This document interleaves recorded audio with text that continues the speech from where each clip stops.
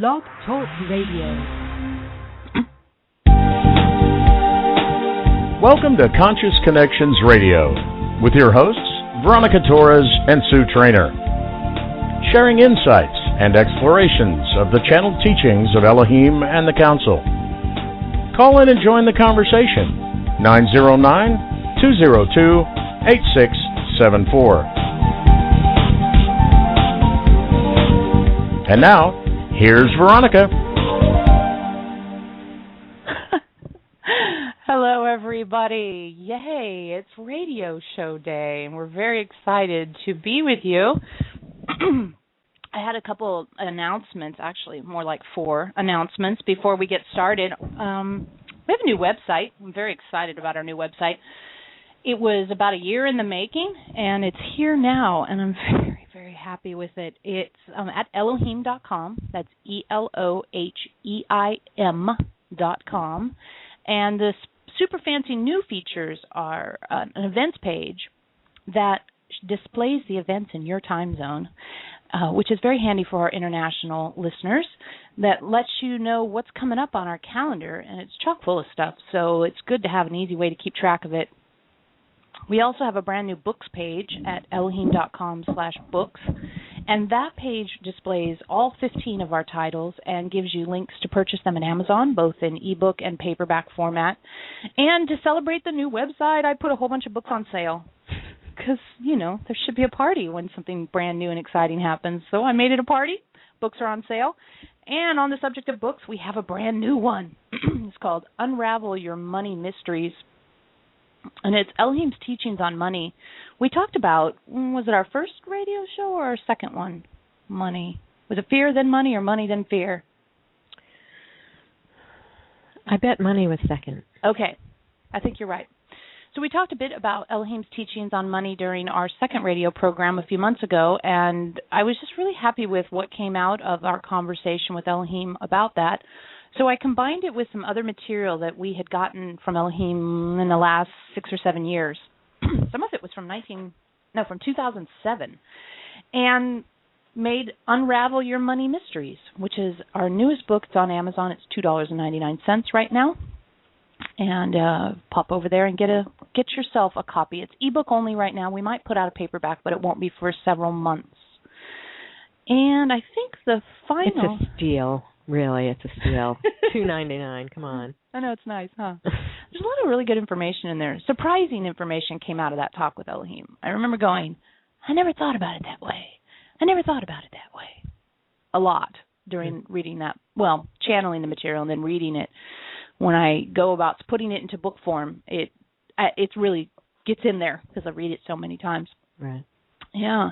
And then one last announcement is that our retreat with Eloheim and the Council is coming up on September 2nd through 5th, 2013. It's coming up really fast. It's very exciting. We've got a great group of people who've already assembled. I do have a few slots available. If you'd like to join us, we'd sure love to have you join us. You can find out more about that on our website, Eloheim.com/retreat. I do have a special going on right now. If you pay in full, you get 10% off. So grab one of the last spots and save a little bit of money, too, and come and be with us in September. September is a very, very special time to be in Sonoma. All the grapevines are doing their beautiful thing. It's harvest time, so there's lots of people in town, and there's just an air of, I don't know, what would it be? It's like everything feels so... It's bountiful. Bountiful, thank you. And it's also transition because it's harvest time. So all the vines look luscious. They're green, there's leaves everywhere, and these big, big bunches of beautiful fruit hang down. And then they go and take them all, and depending on the weather, depends on when they actually harvest the grapes, and then they crush them, and you can smell the fermenting grapes no matter where you go. But that's usually closer to October or November. But September, wow. Wow. It's my favorite time of year because I really get sunburned easily. I love the heat, but I like it when it's hot and the sun isn't directly overhead because it seems like it's easier for me to keep from getting sunburned. So harvest time, when we go ahead and harvest what we've sowed. And, this month's conversation here on the show is all about the idea of change and transformation. So it's kind of interesting we were talking about harvest time just there. The idea that when you want your life to be different, you have to let your life change to get it. And I think it's such an interesting idea because Elohim always says you can't have change without change. You can't have change without change. You can't have change without change. They've been saying it for years. And for me, it's like, okay, fine, that's obvious. But the more I get into my spiritual development and the more I go on this journey, I realize that when I want change, I have to let everything around me change too. You can't just say, well, I want this new thing. It ripples out and it affects how all of your life is, not just a little of your life. Right. And I think that's the hard part. I think that, for me at least, is the hard part. Is not just changing, say, like we just changed our meeting schedule. We went from every Wednesday, which we'd done for 10 years, to 2 Wednesdays a month. And that's a huge change for me. And it's a good change because I need more time to live and to recover from the sessions. But it's weird how many other things in my life have changed just because I made that one change. People will email me, go, oh, it's not meeting week? Oh, I woke up. I was ready for the meeting at 3 o'clock in the morning here in Europe. Oh, it's not meeting week. And it's like, oh, yeah, look at that change for them. And just my flow of my energy. Like this week, we don't have a Wednesday meeting. And I'm just sitting here thinking, wow, I could run errands today. It's like I literally could go run errands. Mm-hmm. Do I want to run errands? Am I going to run errands? I think I might run errands. So it's not just I don't go to channeling on Wednesday twice a month now. I have all this other stuff. No. Yeah. What about you? Well, we were talking earlier about this topic, and in particular, 2 things that are happening. One is that my son, who had applied for a job with a touring company, a bicycle and family-oriented touring company, the amount of work and effort that he put into exposing himself and putting himself out there was something that I definitely never would have been able to do. And he accomplished, in doing all of that, he received so many accolades and so much appreciation and so much support, which helped to change his impression of himself internally as well. He was given benefits that he was told would create envy in other people because they were so impressed by him that they were going to be giving him some tours immediately, that people had been working for that company for years and hadn't ever been able to do this particular tour, and he was going to be able to do it all summer, which is all great, except that he has a girlfriend who he will be apart from for a number of months, and they have not actually been they've been separated for a little while by distance, and I think the hope was that they'd be able to see each other more, and instead they'll be seeing each other less. So in the midst of this grand opportunity and grand exploration, and really just a blossoming for him of opportunity, he's at the same time getting hit with, his initial response was, I'm afraid she's going to dump me. And really having to work on that fear and working on how to step beyond that and create something within all that uncertainty. And, as a mom, just sitting back and trying to find those bright spots for him of possibility. But again, it's that you can't have change without change. He will be transformed by this experience. His life will be different from this next 6 months. Yeah. It's a contract basis, so it stops after a certain period, and then you reapply or whatever. But he will be forever changed. But it's not without ripples. Yeah, lots of them. Yeah. Yeah. Like, will he get to go with your family to your family's annual? He actually will be. He'll get to go on vacation. Yeah, okay. He'll get to go on vacation, and that's a few months down the road. So, who knows? Yeah. What will actually happen? But he does have that time off. So I just think that and then for me, I have decided to go back to the East Coast in July for primarily because my daughter and her partner are going to have a baby, and this was always something that we had talked about doing, where I would be the babysitter, and I'm looking forward to it for a variety of reasons, but it also has a huge effect in lots of different ways. And I, just seeing in the work that we've been doing with Eloheim, I think that it's been fascinating for me to see whenever I wasn't really sure what direction I was going to be going in next, something would come in. So, massage school came in, or getting a call early one morning saying, okay, it's time, we're going to have a baby. And it felt like each step along the way in this transformation process, I'm getting guided. But it's not without all the fear, and it's not fear. It's actually becoming a lot more gentle. Yeah. Actually.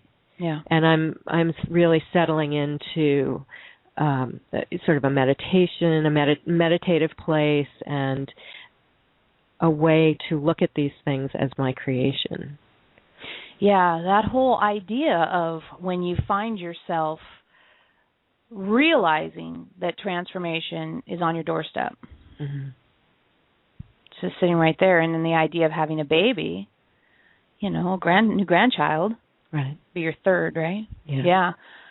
To have a new grandbaby, that's about the most drastic transformation that happens, maybe aside from death, birth, right? Right, exactly. And it's like, there's going to be a brand new baby in this world, and I want to be present for that experience. I want to be part of it. It's a completely understandable, desire. And like you said, it has all these other ripples that come out, and decisions you have to make, and moving across country, and deciding where you're going to live, and getting resettled again after just getting settled less than a year ago. Right.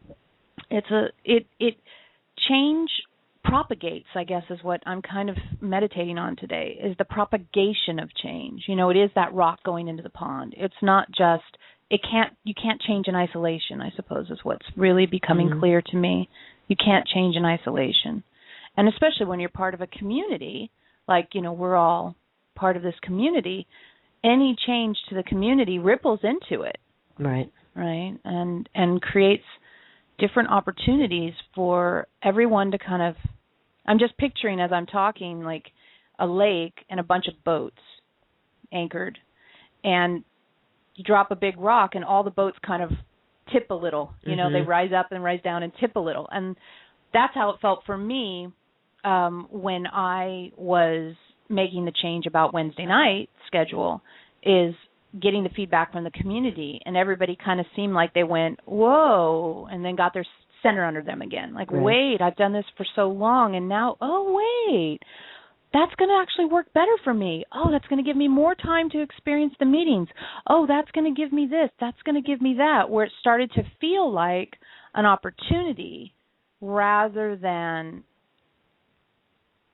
a catastrophe.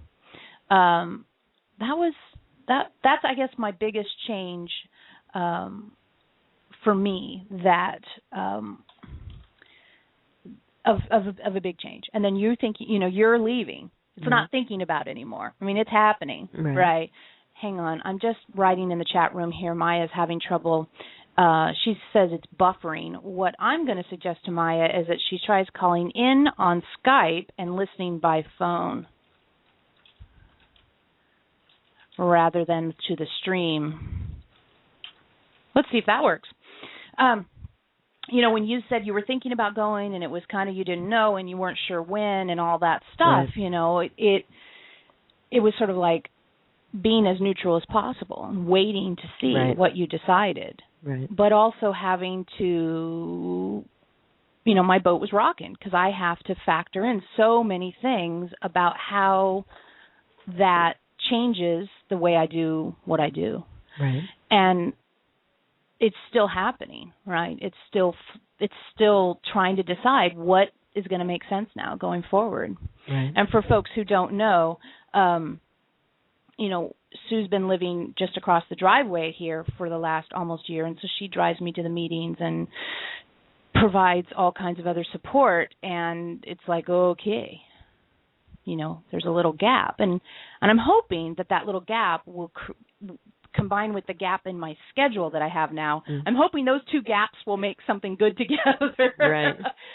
I think it will. And I think that's been one of the biggest blessings of you coming has been when you came last July, I felt like I was dying.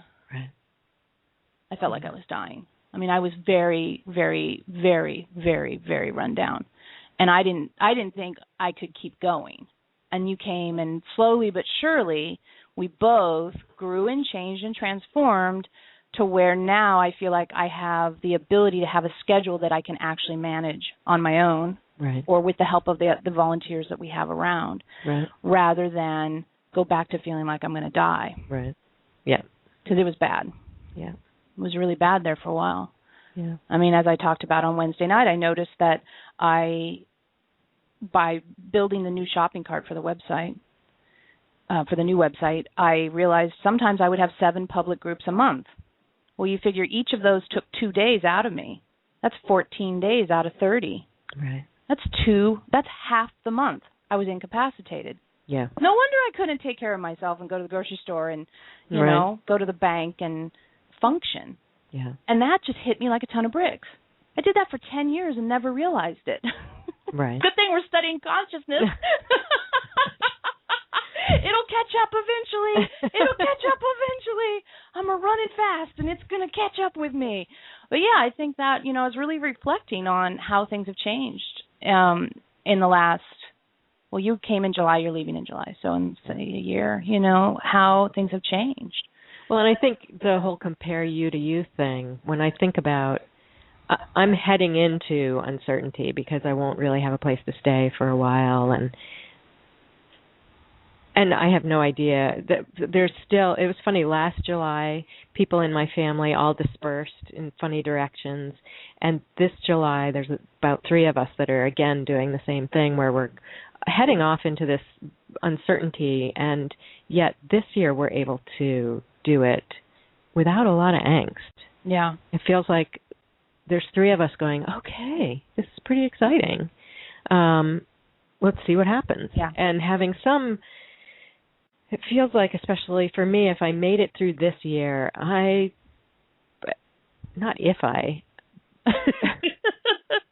because I made it through this year, I've that's very funny. I uprooted myself so much, and I got rid of so many of my security features in my life, and now to go back to some semblance of that old comfort, I have a different kind of boat or a different kind of float or something that feels better. What's interesting for me is that when you were thinking about coming out here, it was, you owned a house, you had a full-time job that you'd worked at for a long time, so it was retiring and leaving your home that you owned and all that stuff. It was Angstville. Yeah. Completely understandable. Yeah. Like that's, if it wasn't, that's strange, right? Yeah. And so it was Angstville, and then it was recovering, and then getting settled, and all of that was a lot of tumultuous energy. Yeah. And now you're leaving, and it's very casual. You're like, can I have that cardboard box? I'm all, why? You're like, oh, because I'm moving away. I'm like, oh, okay, good to know. That's for sure now, I guess. I mean, well. Hit me. Find me is that you've made your final decision was when you asked me for my cardboard box. I was like, okay, it's real now. Like, that's the real decision. And you're very calm about it. So either you're hiding it well, which I doubt, or you really have a different experience of it this time. Yeah. And that's the thing. Why do you think it's so different this time? What changed in you that make this possible to be so different?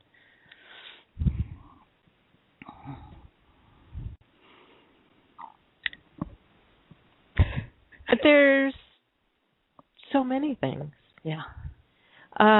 Living in Sonoma and being able to, this is one thing that I don't know if we've talked about, but being able to go to the meetings is huge. And so, and because I drive you, I get to go to all the meetings that we do. So being in that energetic of Eloheim and the council is huge. And especially with the Fred material that was coming in. I got a lot more buoyant, it felt like. I was more able to rise and fall and not panic as I fell. Ah. And that's a good way to say it, buoyant. I like that. And the weather here allows you to relax in a way. I think I was still carrying so much stress. I mean, I think it took a good 6 months to get rid of the stress from a life of working under stress. And plus, so I feel like there was a point where I all of a sudden was waking up in the middle of the night hearing a voice telling me it was time to go. And I think I felt like I couldn't ignore that. And I don't know, I'm not sure why that voice is telling me that, but I feel like I know enough now to ride with those. Yeah. Though I don't know who it was or what it is, or doesn't matter. Yeah, that's good that you don't feel like you have to question it or be confused by it, But it's just, for me, watching the most stark thing for me is just watching how it feels like it's just another thing. Like, I have massage class on Tuesday. I'm moving away on July 14th or whatever. Right. It's not, there's no difference in you between those two. Yeah. And I think that's why for a while, I mean, just a minute ago, you kind of made a face when I said, when you asked me for the cardboard box, I thought now it's really real, because you had such a casual demeanor about the whole thing. And I guess I was maybe waiting for the freak out, like, I'm moving, to come back. And then it just turned into, can I have your cardboard box? I was just sort of like, I was sitting right where I'm sitting now, and I just went, okay, this is really happening, because you're so relaxed about it. Yeah. And at ease with it, and I think that's tremendous. I think it's tremendous. And it's just incredible compared to you. Right. I don't know how much massage is helping, too. I go to a massage school, and I give a massage, and I get a massage. I mean, how great is that? Twice a week. Everybody should go to massage school. I feel like a different person, really. I do. From going to massage school? The change, and I don't know when Fred happened. when that whole thing with Fred happened, that was a big shift for me. But massage school has opened up some channels, and I can just feel the energy sort of flowing in and out, and I feel like I have a trust, and a trust that I didn't have before. Yeah. That's a global trust. It's big. And what's fascinating too about that is that was there was a lot of angst about taking that class. Yeah. We talked about it a lot, and I was just sort of like, you could go on a cruise to Alaska or for a week or 10 days, or you could take this class for 3 months. It's you deserve it. I felt like, I remember we were driving to Sebastopol, and I'm like, rah, rah, rah, you can do it. It's for you. Do it. Choose for you. Choose for you. Yeah. Yeah. Yeah. Wow. We have some phone calls. We do. Let's say hello to the first caller. We've got 2 callers in the queue, so if we don't get to you right away, caller, hang on. We'd love to talk to you. So we have a caller from area code. Hello? Oh, boy. Hi. Area code 901, are you there? Hello? Yes. Here, hello. Hi. Where are you calling from? Tennessee. Hi, what's your first name? Lenise. Lenise, very nice to meet you. Mm-hmm. Did you have something you wanted to add to the conversation today about change and transformation? Well, I know I'm going through a lot of it. Mm-hmm. And, what's it look like on your end? Well, I'm having to adapt and stay with the program. Yeah. And being acceptance and allowance. That's what I came to the conclusion of. I've been trying to figure things out. And I've kind of just thrown my hands up, and I'm ready to go with the flow and do what I can to steer things, or maybe I won't say steer, that may be controlling. I just want to be ready for the ride. I think one thing we have to be really careful about when we say the words go with the flow is that you remember that even if you're kind of going with the way things are showing up, you're still setting boundaries as you need to. That's been a big learning for me, is like, okay, something's happened, it's hard for me to deal with, I'm going to navigate it, but I'm not going to navigate it as a stick floating down a river just going wherever the river takes me. I'm going to navigate it as me in the boat paddling. And I may not be able to control the fact that the river's going that fast, but I can certainly try to paddle so that I have some influence as to how it goes. Right, by being present. Yeah, that helps. That's where I've been. Yeah, and knowing what your truth is. Absent. Yeah, and being able to just say. You haven't been what? Hello. Hello? Can you hear me? Hello, I'm here. I can hear you. Can you hear me? Can you hear me? I can hear you, yeah. Oh, good. Yeah. That tip has always been very helpful to me, the idea that as we go through change and transformation, not to just give in to it all as much as to try to navigate the waters we find ourselves in. Right. I find that I've been in the past and in the future and not present, and that's caused some issues that something has shown me that I need to pay attention. Yeah.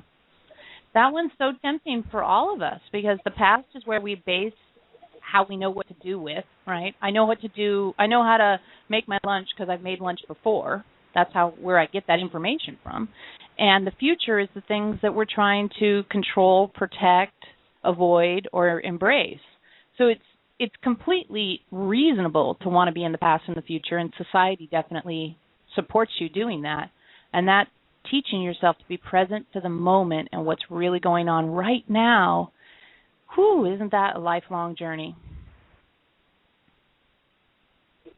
Yeah, I think it is, but now I know how important it is. Yes.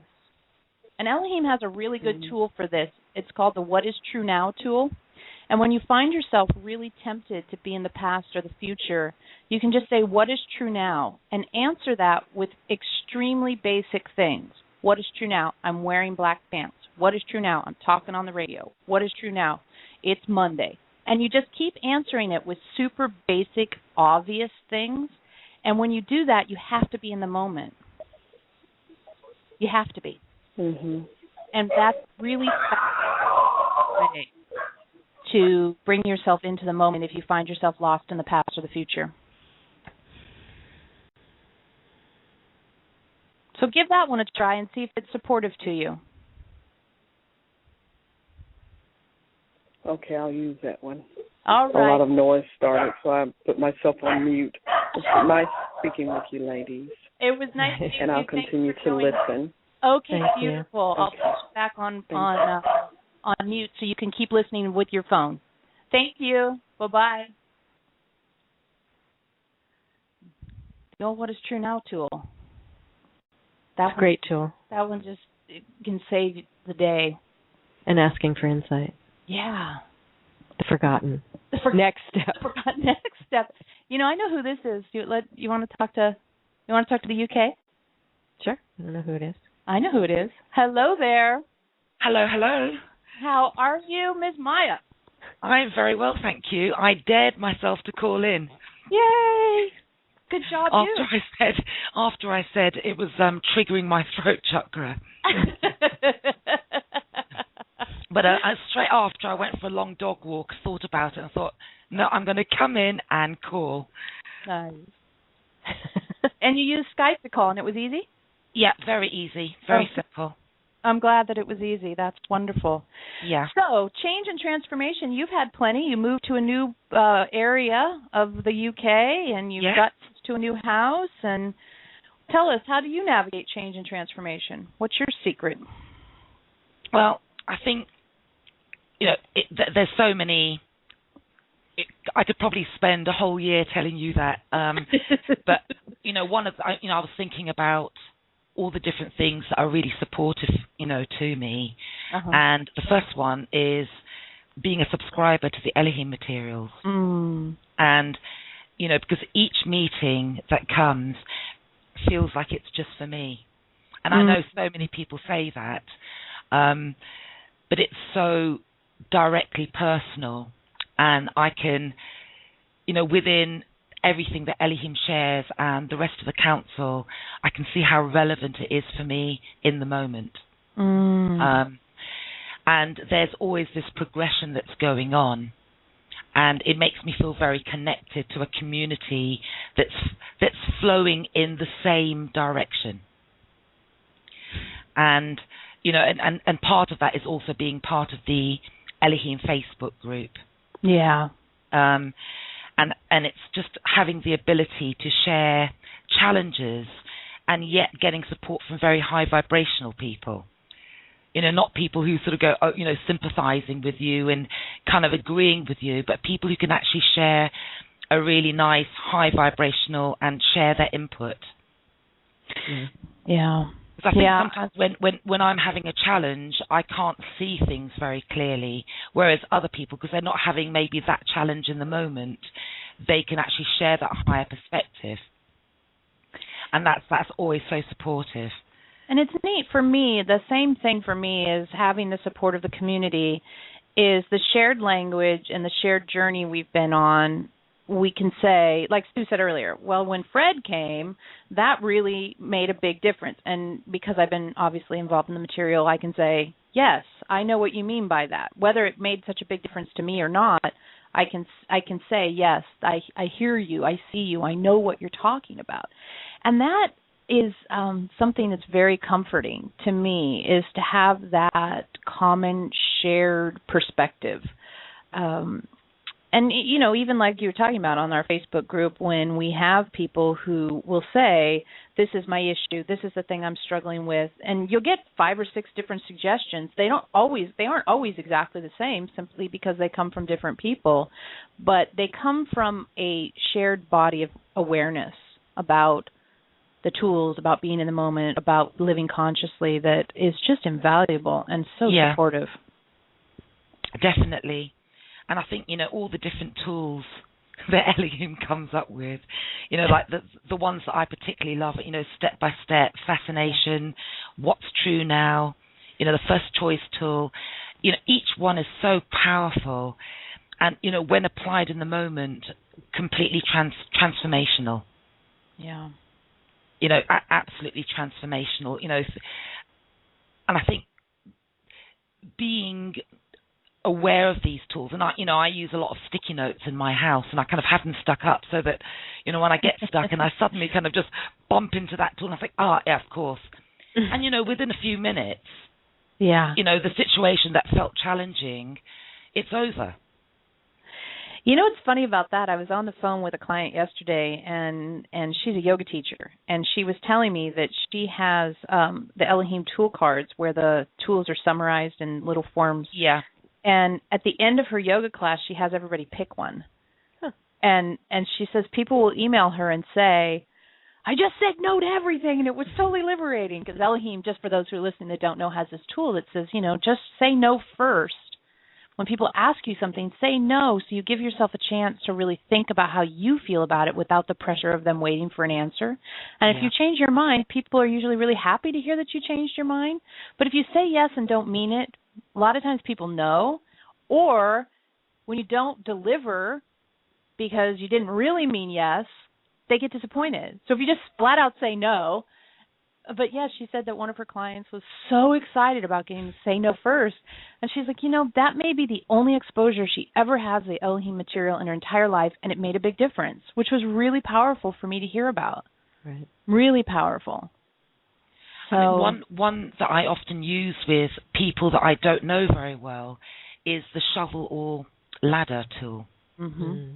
And it really makes sense to people, and they don't have to be familiar with any spiritual materials. But, when they kind of realize that, that they can keep going and dig themselves deeper in that hole, or just stop in that moment and have a higher perspective to kind of move up the ladder, it makes a lot of sense to them. Yeah. Yeah, that's one of my favorites. What were you going to say? And it's funny because that's a really old one. Yeah. And it's still so good. I just remember typing that up like 5 years ago or something, 4 or 5 years ago, and just going, yes, this is a great because tool. it's so visual for people as well. Yeah. They know they're digging it, they're digging that hole. Yeah. And it's kind of like, they open their mouths, and I think they get, it's like being on the hamster wheel. You take one step and it just gets faster and faster.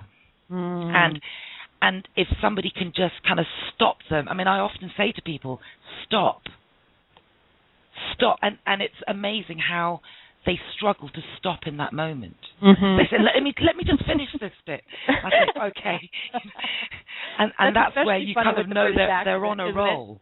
Let me just finish this bit. It's just even better. Like, we want to record you saying that so we can just play it when people do that, and then they'll hear you say that. It's kind of like, when your GPS talks to you with an accent. Yeah. Please be turning right soon. I don't know why, the way you said it. Let me just finish this bit. Just perfect. God, that's just perfect. Just perfect. Well, change. It's so fascinating how we all have something we wish was different in our lives. And I think the recent work that, Eloheim did on, like, the habitual, comfortable suffering, that was so, the last meeting was so powerful. I've listened to it, I think, 3 times. And I know how it's, sometimes the meetings are so powerful that I'm listening to the whole thing, but I get caught up in 5 minutes of it because that piece I really want to absorb. And it's funny, too, is the lady I was telling you I was talking to yesterday, I asked her if she'd heard the most recent Sebastopol meeting. Yeah. And she said that she was listening to it, but when Elohim said to the lady, what if when you came to sit with us, you didn't ask a question? Yeah. What if you just sat here and didn't ask a question and let us tell you what we're perceiving from you? The person listening was so moved by that, she stopped right there to consider that. And it's been a week. And I'm like, oh, but it gets so funny after that. You have to play. She's like, I'll play it. I'm like, no. It turns into Comedy Central after that. You can't miss the part that came. But and Carrie and Ryan, who made the website, the way they watch the webcast is they watch and then they push pause and talk about what Elohim just said. So it takes hours for them to watch it. And I never knew anybody was doing that. And you do it too. And I'm happy to know that. I mean, what I do, I mean, I literally, I know this almost sounds OCD, but I will sometimes, there may be a 5-minute clip that's so powerful that I actually go onto my computer and I cut that piece and I literally replay it over and over and over again until it's literally in my cells. Yeah. Wow. Because it's just, some pieces are so like, this is 100%, it's all me. Yeah. Like, for example, this, that's the last meeting in Sebastopol, where you were talking to the girl who said she wanted 25 lifetimes to do all the things that she wants to do, and I thought, well, that's exactly me. So again, I listened to that piece over and over and over again, and it just adds to all the other things that Elohim has covered on that topic. Yeah. And I think each time Elohim covers it, there is like just an added layer to it that kind of just takes it that much deeper. You know, until it's kind of getting to that stage with this step by step that I'm not so triggered by it. Yeah. And I think that's it. It almost feels as if that's what Elohim's doing. That they're reiterating it in so many meetings, but there's a slight kind of twist each time that kind of makes your ears perk up again. What were you going to say, Sue? And it really, for me, it goes just that much deeper each time. Yeah. Well, I think you see that by really reading the powerful. I think you see that when you read the books too, that they've been saying kind of the same thing, but the nuance keeps changing, and I think it's because we keep changing, so they can go deeper with us. Yes, definitely. Yeah. And that's powerful for me too, because when I read books, when I work on material that's 2 or 3 years old, and I know when I channeled it, it felt cutting edge. It felt like it pushed my envelope. It felt like it was on the edge of what I could incorporate into my life. And then I go, oh, I get that now, but there's a whole other level to it now that I still don't get. Yeah. It's a trip. It is a trip. Well, Ms. Maya, thank you so much for calling in all the way from the UK. It's sweet to hear your voice, and I'm glad we're going to get to see you soon. Okay. Thank you very much for having me. Evening. Oh, I'm so glad you called. Bye-bye. Bye. Bye. All right. Now we've reached the time of the show where Veronica's going to attempt to play a song. And if you've been following our program, you'll know that for some reason Blog Talk likes my perfectly good sounding audio clips to sound as if my very favorite band, 10 Foot Tone, is playing underwater. Although people tell me that on replay they don't sound like they're playing underwater, to us they do. And I have committed that this time I'm going to play the whole song even if they sound like they're playing underwater. So, with that introduction, hang on with us. We're just going to take a short break. We'll be back. We still have plenty of time to take your calls. If you want to get in the queue to talk to us about change and transformation, please do. The queue is 909-202-8674, or you can do like Maya and Skype in and put yourself on hold, and we will be right back in just about 5 minutes. Thank you so much for being part of the program.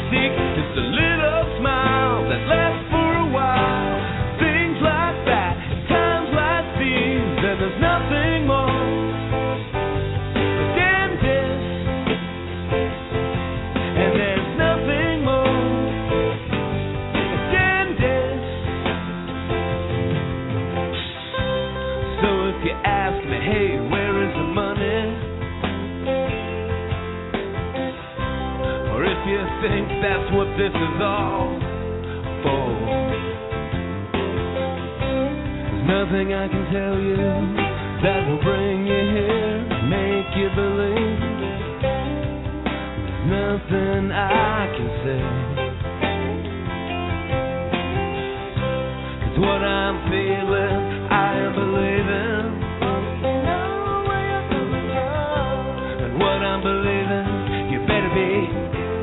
feeling. It's like a warm embrace. We kiss on the cheek, makes your knees weak. It's all that we seek. Just a little smile that lasts for a while. Things like that, times like these, and there's nothing more than this. And there's nothing more than this.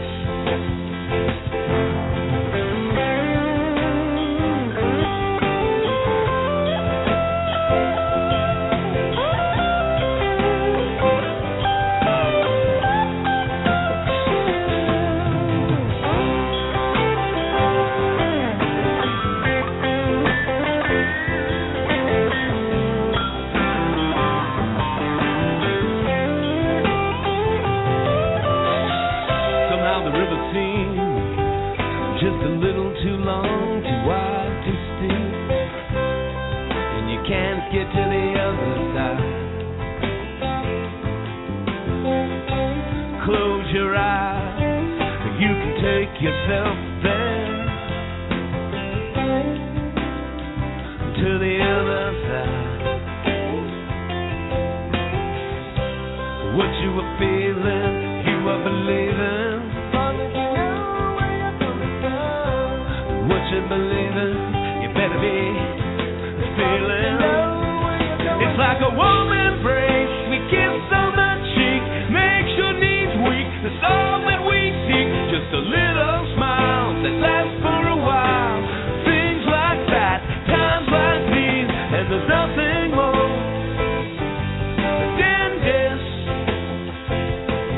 And there's nothing more than this. So if you ask me which way to run, or if you say, hey, just what do you mean? All I can show you is where we're coming from. Where we're coming from is here.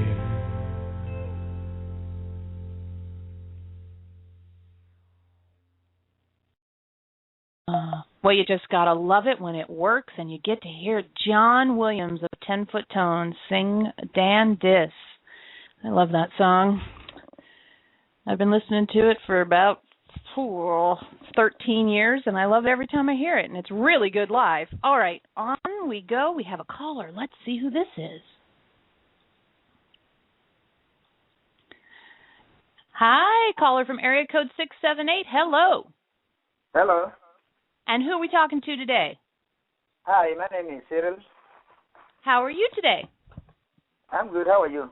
We're doing good. Where are you calling from? I'm calling from Atlanta, Georgia. Oh, okay, cool. Atlanta, Georgia. I don't think we've talked to anybody from Georgia recently, have we? Mm-mm. Oh, it's very nice to have you on the program. We're talking about change and transformation today. Mm-hmm. Do you want to add to the conversation?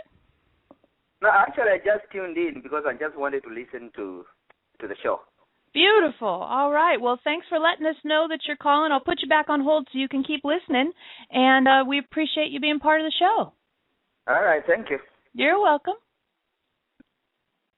Blog Talk has this groovy feature that lets people call and listen, so they don't have to be on their computer. They can be on their phone. But it doesn't tell me that. Right. It's weird. Anyway, but it's very nice to have people listening. It's always fun to know that someone's getting something out of the work we're doing. If anybody else wants to call in and talk to us, you can dial 909-202-8674. We're just really having a compare you to you day, looking at change, transformation, and the ripples it creates. I want to go back to talking about your son just for a few minutes because we kind of skipped over that.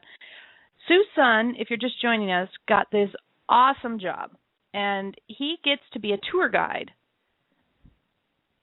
And so he's gone through this kind of intense training thing. It was like a boot camp. People got cut, and they made him stay up real late and barely sleep and put him in all kinds of crazy situations where your clients are having catastrophes you have to settle. And he gets a batch of people. Let's just pick a a number, 10 or 15 people, and they're on a bike tour of Denmark, and he's in charge of touring them around. And so, you got to be able to handle all kinds of crazy situations. So they threw him into all kinds of crazy situations, and he did a great job, and they're very excited, and they're happy to have him. And off he goes to Europe really soon to start doing these tours, and his girlfriend's in Southern California. And his mom's going to be in the East Coast, and his dad's in the East Coast, and all his buddies are all over the place, but they're not in Europe, not most of them at least. And his brother, his twin brother, is not in Europe. Nobody's in Europe really except for him and on his own. How old is he now?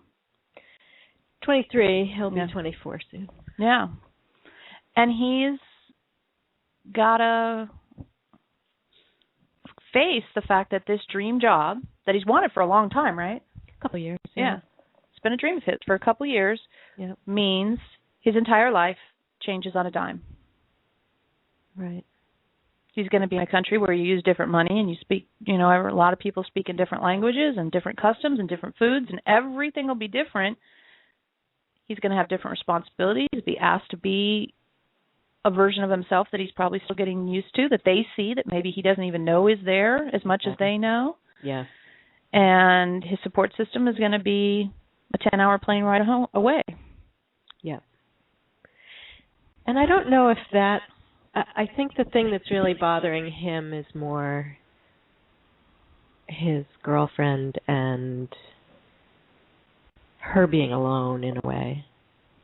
They're not dependent on each other. They don't live together, but it's a long time. A summer is a long time to be away. So it's more a matter of here's something he's wanted for quite some time, and now that he's got it, look at all the effects of that. It's just that one downside. I think it's all going to be great, but the change and how it affects the rest of the family, and he's been told that there will be weeks where he will never have a moment to look at his cell phone to communicate with his family. He's got to find some other creative ways to make sure people know he's alive and well. So yeah, it's a whole different world. And how do we? You're in that situation. How do we, you as a mom, you as whatever role you're in, how do you encourage, support, be there for a person going through that much change when you're affected by it too? He's your kid.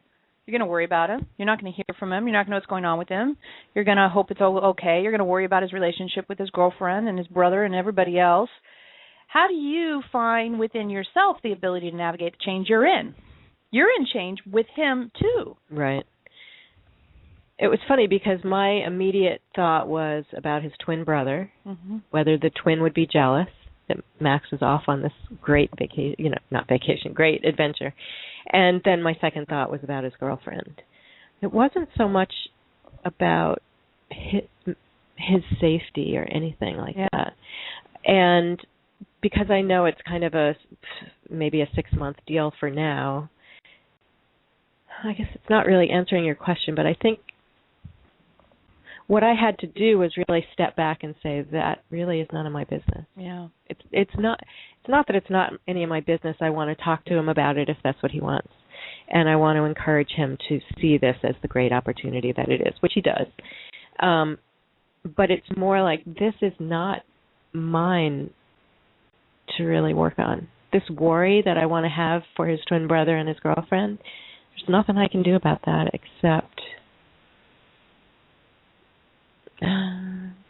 I say a little prayer. What I hear you saying is that you're worried about his emotional life. Yeah, absolutely. Yeah. Yeah, all three of them. Yeah. His twin and the his girlfriend and Max. Yeah. So you're worried about his emotional life. Yeah. And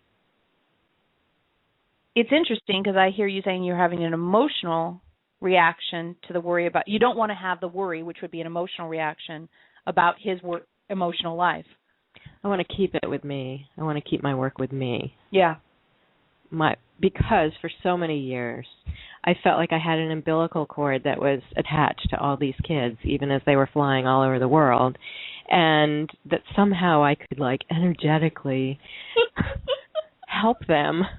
And then I really had to cut that for their sake and for mine. And I have to remember that in moments like this, that there's really not much I can do except just hold them in my heart and hope. And no, actually, I feel like from the Elohim material, I know that this was that's their plan all along. That's their work to do among all of them.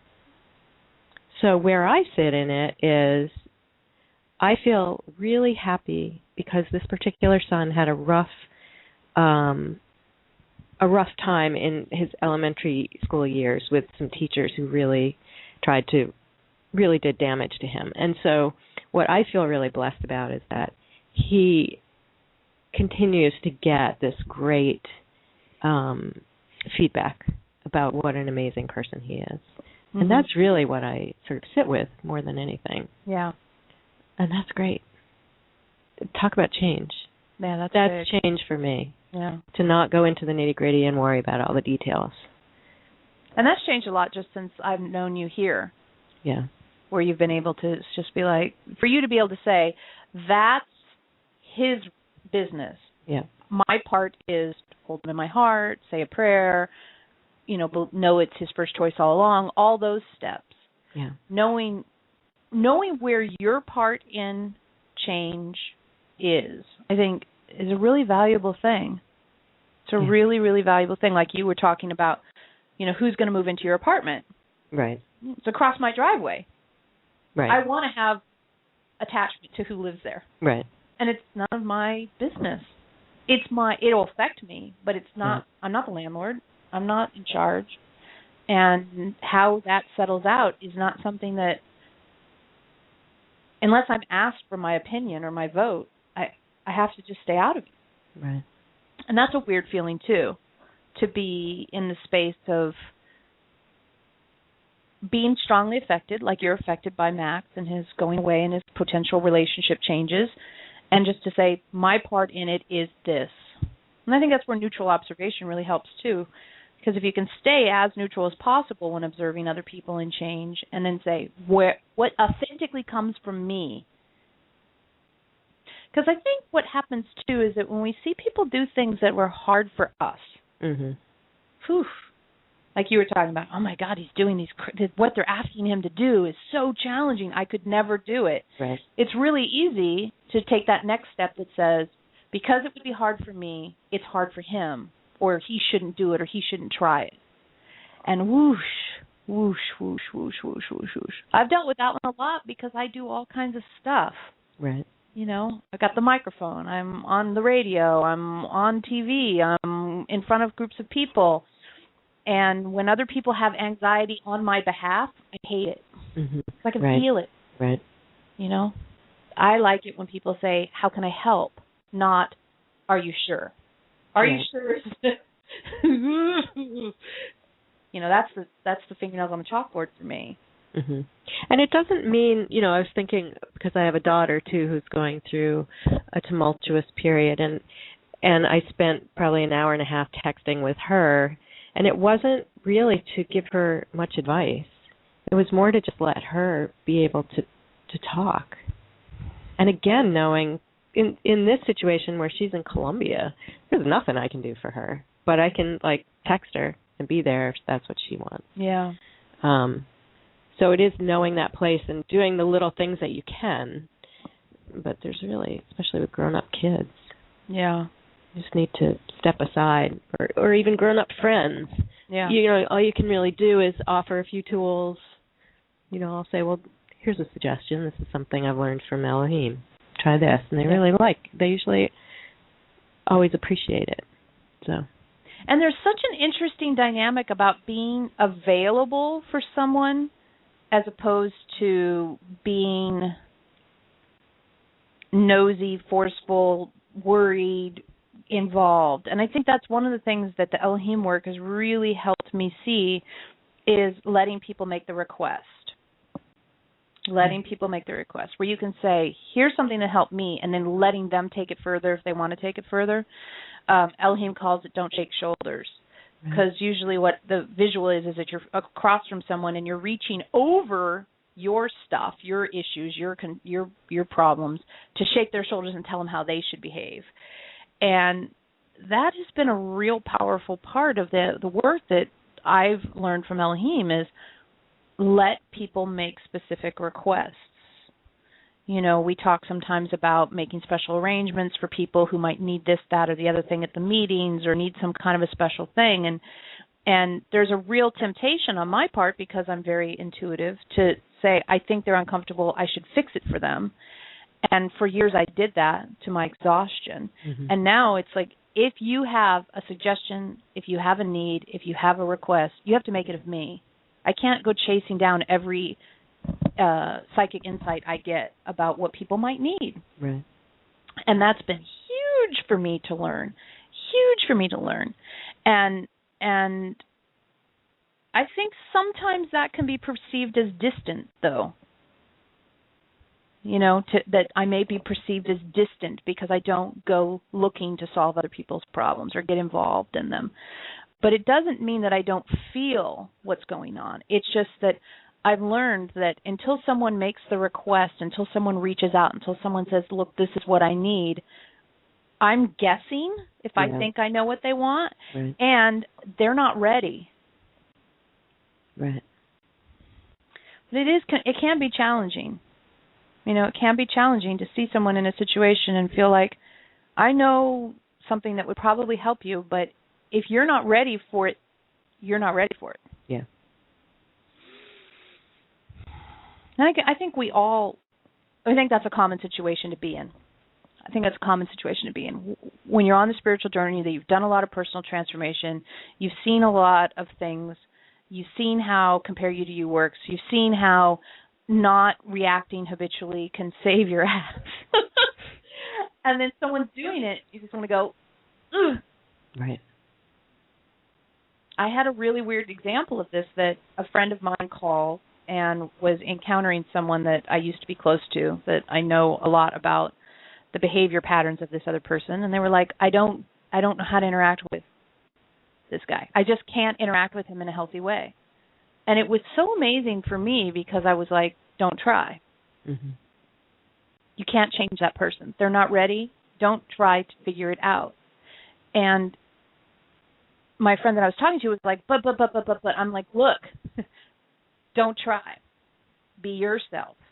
Don't try to change to meet what that person's trying to give you as an expectation they need. Be yourself, be yourself, be yourself, be yourself, be yourself. And then either the dynamic will shift or the interaction will be over, but be yourself. You know, that's something that's been coming up for me, and I'm not sure I can, I'll talk about it a little bit, but I'm not sure I can go into great depth about the time that I've spent here with the work and going to the meetings. I feel like somehow it's opened something that's allowed me to understand emanation and to understand how I affect people in the world. I just get more and more feedback, and I'm starting to trust that spot too. That, like, I went to dinner last night at somebody's house, and in the real world, when you go to somebody else's house, you bring something. If you know they're going to give you dinner, you bring something. I don't do that. I've never done it. And there's a part of me that wanted to chastise myself again. But it's like, I could bring some crap that I don't even know these people that well. Like, what would I bring them? A bottle of wine? I'm in Sonoma. I don't know anything about wine. Like, they probably have, like, $40 bottles, and I'd bring, like, a $6 bottle. I don't know. So I didn't bring anything. But you know what? There was this weird part of me that was said, I'm going to go as myself, and it's going to be good. And that's what they're going to need. And I swear, when I left, I felt that to be true. That there'd been a whole, I mean, I won't go on, but I knew that to be true. And boy, that is big for me, to just all of a sudden start getting this understanding of myself. I don't get it. I don't really understand it, but I'm starting to trust that who I am is enough, and that comes out despite me.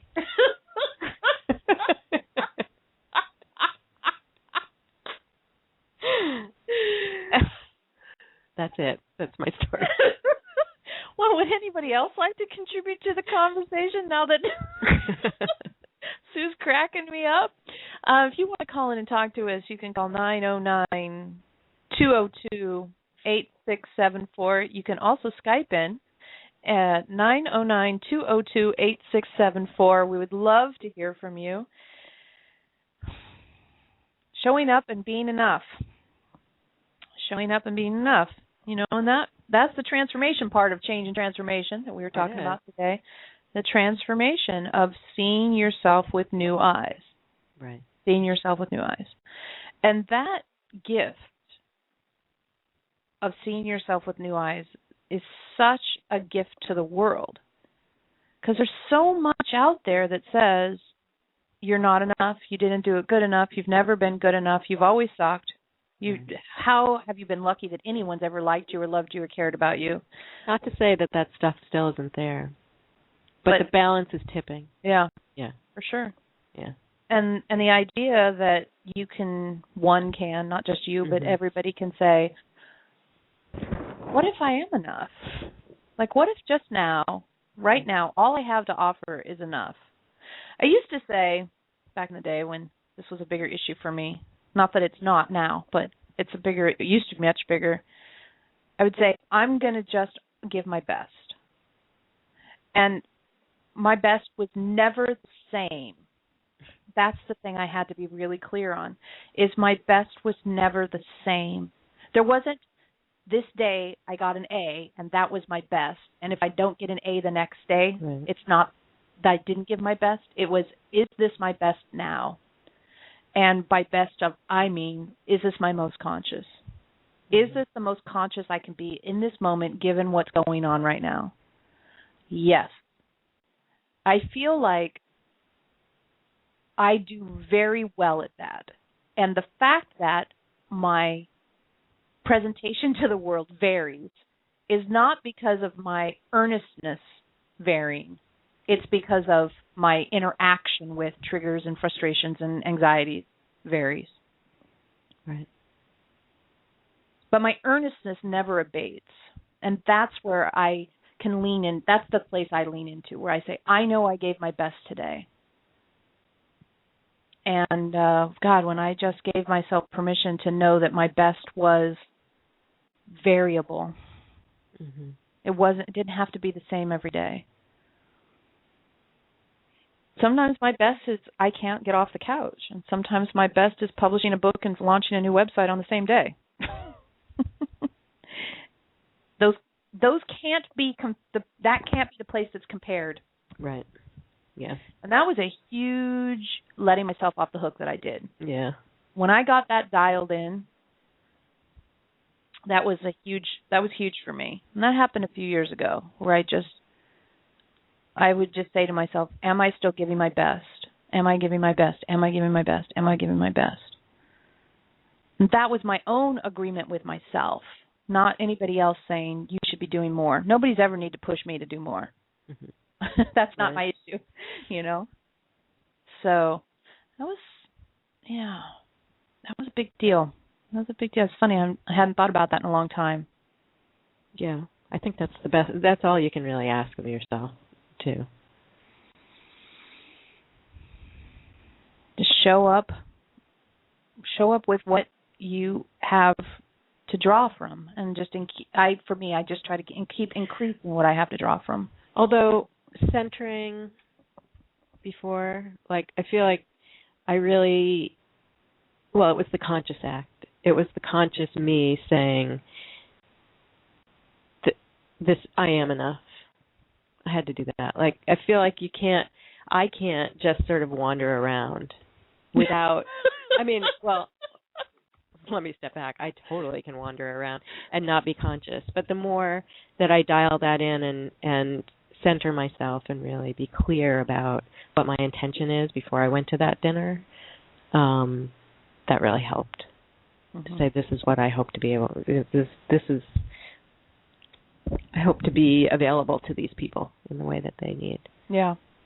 And that's kind of what I do before I ever do any channeling. Before I come into the room to do the channeling, and when I wake up in the morning, I do that. And before I do any private session, like it's just a little reboot. Mm-hmm. It's almost like what it feels like is just sort of shaking off. It's like a dog shaking. I like to shake off any extraneous other energy, other thoughts, other things that want my attention. I just sort of shake them off. And once I shake them off, then I can give my full awareness to what I'm currently in. And other stuff tries to distract me, guaranteed. But if I start with that sort of shaking off, centering, I think what I'm doing, a lot of people call centering, grounding, centering. I think that's the benefit one was trying to get by doing those things. But I wouldn't call it that because it doesn't feel like that as much as it feels like a shaking off. Like everything else that wants my attention, that wants my whatever interaction needs to go because this is what I'm choosing to do right now. Mm-hmm. And that's a big change for me too, because being really intuitive and psychic, everybody else's energy has been much louder than my own. Right. Because if mine's a level 4 and you get 2 other level 4s, okay, well, there's a level 8. It wins. You get 10 of those, it's a 40. It's overwhelming. You get 100 of them, forget it. Stay home. So that shaking off includes all y'all get out. Yeah. It's like breaking up the frat party. Get out of my house. What are you doing in here?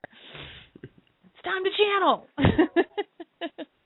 Well, we do have a few minutes left if anyone wants to get in on the conversation. We're talking about change and transformation and how you handle it, how you navigate it, what comes up for you, how you notice you've done it, how you handle other people changing.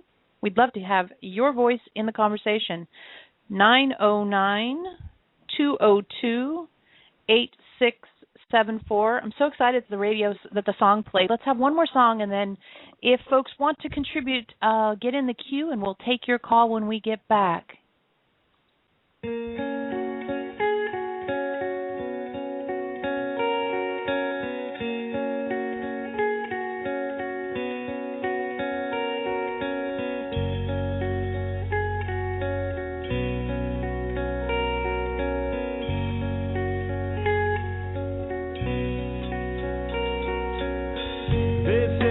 Not supposed to hurt me, but it hurt me this time, and I can't make up my mind. And I reach deep down to find what I think I'm missing. I think I found it outside, and I learned to trust my instinct, go with the feeling, makes everything feel fine. From the outside in, from the inside out.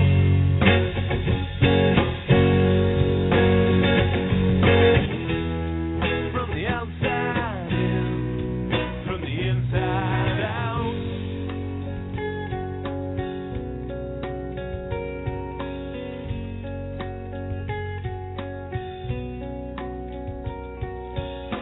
All my friends look around fading, others look around simply jaded, 'cause they couldn't love themselves. And I reach deep down to find what I think I'm missing. I think I found it inside. From the outside in, from the inside out. You said they're gonna be my best friend.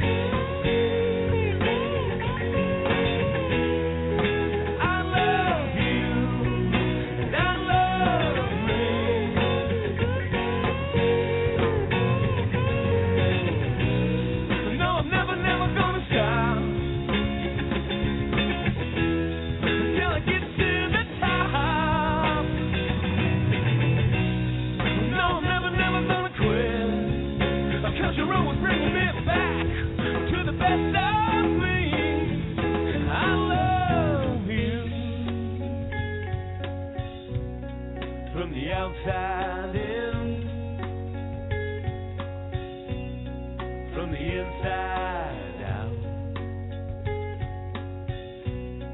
from the outside in.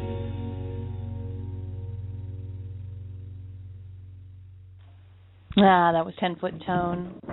Inside Out. You know, I met John Williams, who's the lead singer of 10-Foot Tone. He came into my store in 2000, and we met. And when we laid eyes on each other, I was just like, I know this dude. And when I heard his CD, it made me feel so good. I said, I want to help him get the word out about what he's doing. So I made them a website, and I filmed zillion YouTube videos for them and did all kinds of stuff, publicity stuff for them for quite a while until I just ended up having to do all that for myself instead. And John said something to me the last time I saw him. He said, this band is as much your band as it is my band. And I was like, what? That shocked me. He said, come on, you know that's true. And I was like, wait a minute. And he said, I wouldn't be performing here today if it weren't for you. And it's, I think, very easy for me, especially as my life goes on, to not know what effect I have on people. Mm-hmm. Emanations like that, you don't know, like you were talking about the people you had dinner with. You don't always know where your emanation goes. Right. But you got to let it flow out of you, right? Now I'm sounding like Eloheim, making rhymes. Eloheim the rap star. When he said that to me, I just sat there, and he was shocked that I was shocked. And I'm like, well, and he's like, how many times have you just had to tell me, get over yourself? And I thought, okay, that I've done. Get over yourself, Johnny, go out and do your thing. But just as I compare you to you, he used to be kind of shy and in a way.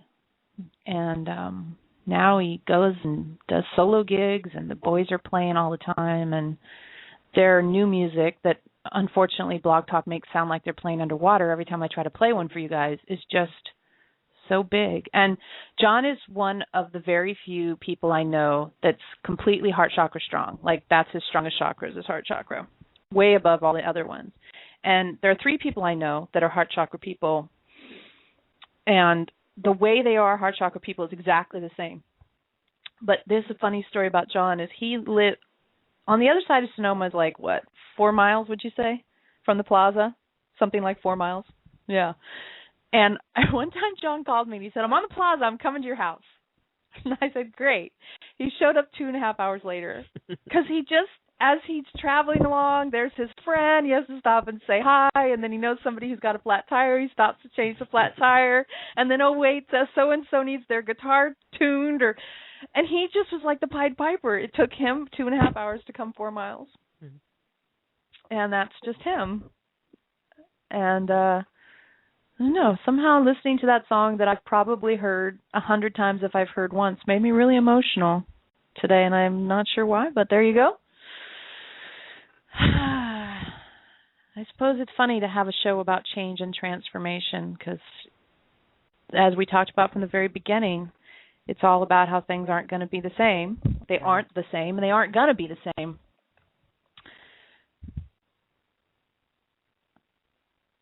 Even my relationship to that song has changed over the years. Mm-hmm. I don't know. I find myself in a reflective mood today. Mm-hmm. Eloheim tells us that change happens step by step, and dear me, is that the truth? It doesn't change. Anything that's ever happened has happened step by step. And if you feel like when you want to make a change in your life that it feels impossible, you're thinking about too big of a step. Break it down, break it down, break it down until the step doesn't feel scary. And just do that one first. And then once you've done that one, do the next one. Right. Small steps. As we leave the fear-based operating system and we move into consciousness-based living. And that's what Eloheim's teachings are all about. The idea that we come in sort of programmed to live from fear, survival instinct, stay alive at all costs. The world's a scary place. Protect and defend, accumulate and hoard so that you'll be safe. And we find a way to move into how to live consciously and how to experience ourselves consciously and how to know why we do what we do. Let other people's worries stay with them. Right. And to let that unfold. And we have lots and lots of books to help you do just that. 15 of them at last count, which is kind of amazing, including our newest one, Unravel Your Money Mysteries, now available on Amazon.com. I think the idea of looking at things in fascination as well is a big one. What fascinates you? As you look around your life, where's the thing that fascinates you? And you don't have to force yourself to be fascinated. It is what fascinates you. Something will, if you look around. They've asked, is it fear or fascination? Is it frustration or fascination? And letting fascination sort of be the rope that you use to climb out of the pit. And it's like, oh, I may not know the answer, but I can be fascinated in this moment. Like the caller we took earlier, we talked about what is true now, letting what is true now be the way you access the moment, to get out of the past, to get out of the future. So you can be on the step you're on. That's the other thing. Whoa, that one's been so helpful to me. When Eloheim told me that one day, you've got 25 projects going on. Who cares? Which one are you on right now? And while you're on that one, if you start thinking about another one, stop and make a choice. Don't try to think about both of them at the same time. Right. And because I'm a multitasker, of course, I got a little irritated with them because I thought what they were saying is don't multitask. But what I realized they were saying is don't mentally multitask. In the sense that they said it to somebody the other day, if you're trying to update your blog and write a book, unless the same thing goes in both places, you can't do those same things at the same time. That's what they meant. And it's not nice to you. No. To try to do that. Stressful. Yeah. You know, it wears you out, gives you grief, makes you feel like you can't succeed. For me, that's what it does. Is it makes me feel like I'm further and further behind the more I try to think about multiple projects at the same time. Right. That's what used to really get me, is like I have all these things I have to do, and if I thought about them all at the same time, I couldn't do any of them. So it was more of a permission and a kindness to myself to say, I'm going to do this one right now. Right. And if I get distracted from that one, okay, is it time to change gears? Is it time to change gears? Is it time to change gears? That has been, that's been helpful for me about change. You know, like getting the money book finished. That was really helpful in getting the money book finished because I'd sit down to work on it and I would start thinking about the next book I want to write as a way to kind of stall or deal with my anxieties about not exactly knowing what to do with the current project. Right. And that is just mean. Right.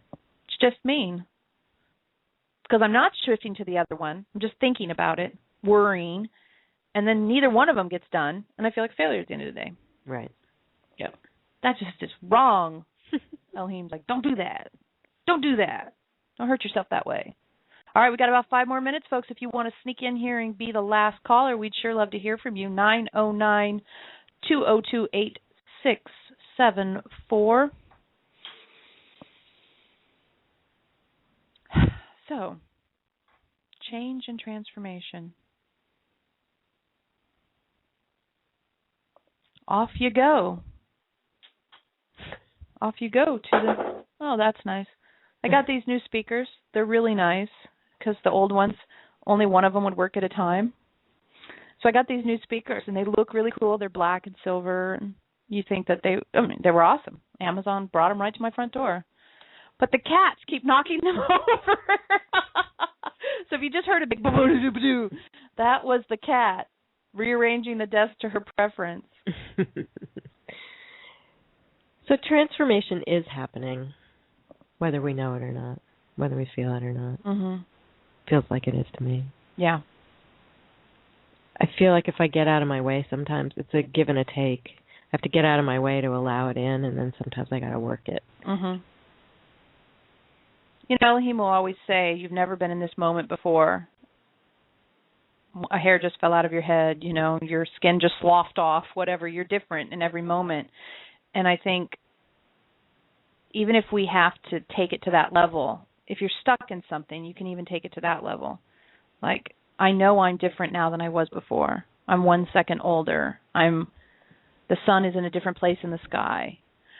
And if people are feeling stuck and they don't know how to change, acknowledging that there is change happening. Right. Yeah. I think that's a good point. Yeah. Letting it be true that change is happening. Yeah. Because it is. Yeah. You are a changing being. Nothing's changing in my life. It's the same thing as, there's no abundance in my life because I don't have money in my bank account. Elohim will say, go count the blades of grass or the leaves on the tree. Recognize that there's always air to breathe. You're in an abundant space, but just don't fixate on it being abundance that you can put in your bank account. Change is always happening, and if it's not a new partner, a new job, a new house, a new car, that it's still a new me, a new me, a new me, a new me. And I'm creating the next moment from this one. So acknowledging that a little change has happened, even if it's a microscopic amount of change, I am not saying admit an untruth, which is nothing is changing. Right. Yeah. That's a good reminder. And a perfect place to end the show. We're very pleased that you've all joined us. Thank you so much for your contributions in the chat room and by calling in. It's always a pleasure to hear from folks, especially all around the world. It's a very fun thing to do. Couple quick reminders before we go. We have a new website, Eloheim.com, Eloheim.com. We are having our live webcasts on the 2nd and 4th Wednesdays of every month. That means the next one is May 22nd. That's at new.livestream.com/Eloheim. We'll also have an online Q&A with Eloheim where you, the Internet folks, can submit questions that Eloheim will answer live. That'll be on the 26th of May at 1 p.m. Pacific time, and you can submit a question for that by going on the website Eloheim.com/events to learn more. Our books are on sale to celebrate the new website. You can learn more about them at Eloheim.com/books. And our retreat's coming up in September. Join us there. It's last year, miraculous things occurred, and I do not use that word in any sort of fake woo-woo way. I mean, miraculous things occurred. We have an extra day this year, so we're going to have even more events and activities and channelings, and we would love to have you join us. You can learn more about that. Guess where? Eloheim.com/retreat. See how good this is, this new website? It's awesome. Anything you want to say to the folks before we go? Nope. All right, then. Thank you again, everyone, for joining us. We sure appreciate it. We will be back next month with a new show on a new topic, and who knows what that'll be. You can catch our recorded shows here on Blog Talk. We have about 5 of them now. Thanks again. Have a wonderful, wonderful, wonderful day wherever you are.